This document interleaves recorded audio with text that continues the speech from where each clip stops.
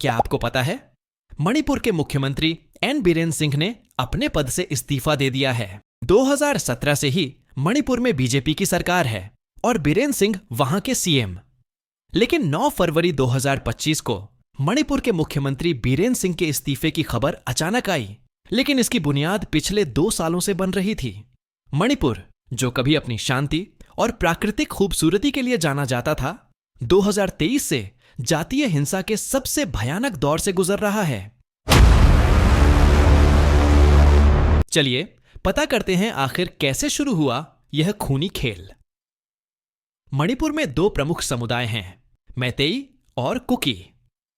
मैतेई, जो ज्यादातर हिंदू हैं, राज्य की करीब 53% आबादी हैं और वे मैदानी इलाकों में रहते हैं, जबकि कुकी, जो ईसाई हैं, 40% से ज्यादा जनसंख्या के साथ पहाड़ियों में बसे हैं। मई 2023 में यह विवाद तब शुरू हुआ जब मैतेई समुदाय ने अनुसूचित जनजाति एसटी का दर्जा मांगा। कुकी समुदाय को लगा कि अगर मैतेई को यह दर्जा मिल गया तो उनके अधिकार और जमीन खतरे में पड़ जाएगी। इसी मुद्दे ने दोनों पक्षों को आमने सामने ला दिया और हिंसा भड़क उठी। 250 से ज्यादा लोगों की जान जा चुकी है, हजारों बेघर हो चुके हैं और राज्य में महीनों तक इंटरनेट बंद रहा। यहां तक कि महिलाओं के साथ अमानवीय घटनाएं भी सामने आईं। एक महिला को बिना वस्त्रों के सड़कों पर घुमाए जाने के वीडियो ने तो पूरे देश को झकझोर दिया। इस वीडियो के बाद प्रधानमंत्री नरेंद्र भाई मोदी को भी अपनी चुप्पी तोड़नी पड़ी थी, लेकिन बाढ़ आते ही हेलीकॉप्टर लेकर निकल जाने वाले प्रधानमंत्री ने अभी तक मणिपुर के दर्शन नहीं किए हैं। यहां तक कि वो महाकुंभ में गंगा जी में डुबकी मार आए हैं, लेकिन मणिपुर के हिंसा में जान गंवाने वालों और प्रताड़ना सहती महिलाओं की पाप से कभी मुक्त नहीं हो पाएंगे। तब भी बीरेन सिंह के इस्तीफे की मांग उठी थी, लेकिन तब उन्होंने इस्तीफा नहीं दिया।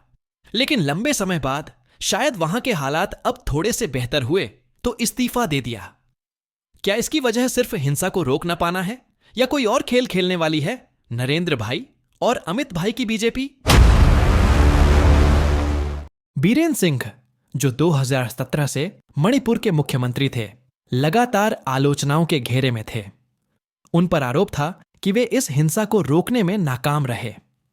2023 में जब हिंसा चरम पर थी, तब भी उनके इस्तीफे की मांग उठी थी।